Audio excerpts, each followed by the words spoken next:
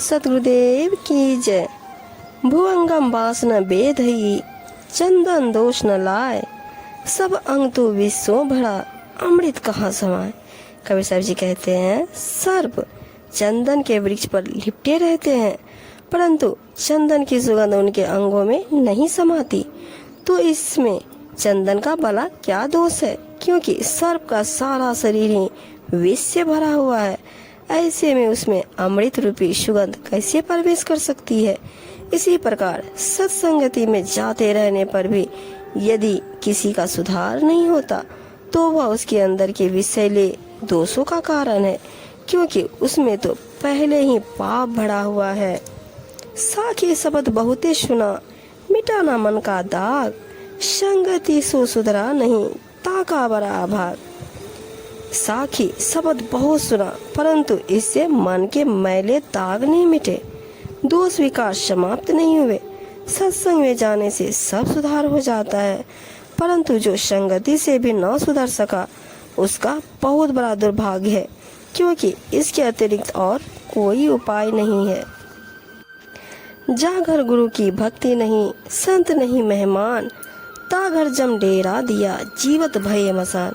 कबीर साहब जी कहते हैं, जिस घर में गुरु की भक्ति नहीं होती और संत जन अतिथि बनकर नहीं आते, अर्थात न कभी संतों का सत्संग और न उनकी सेवा पूजा होती हो, वह घर तो संकटों व्याधाओं से ही घिरा हुआ रहता है। समझो वहाँ मृत्यु ने अपना डेरा डाल दिया हो।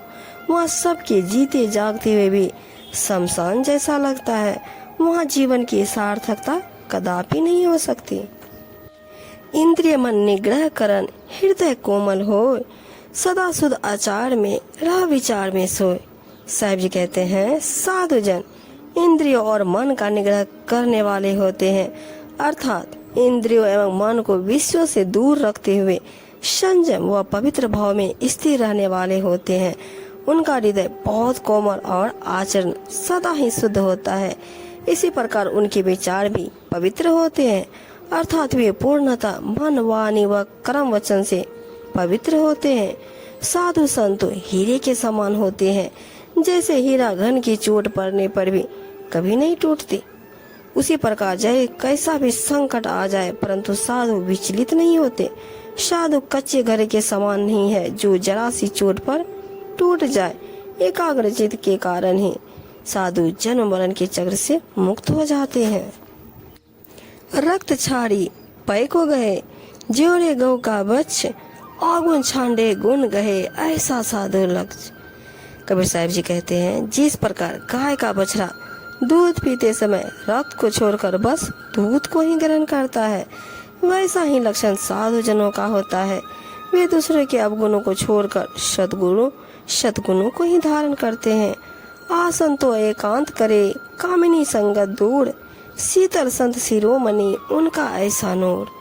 साहिब जी कहते हैं, संत जन एकांत में आसन लगाते हैं तथा स्त्री की संगत से दूर रहते हैं, अर्थात स्त्री की कामना से मुक्त रहते हैं। संतों के शीतल मधुर स्वभाव का ऐसा दिव्य प्रकाश होता है कि वे सबके शिरोमणि और वंदनीय होते हैं।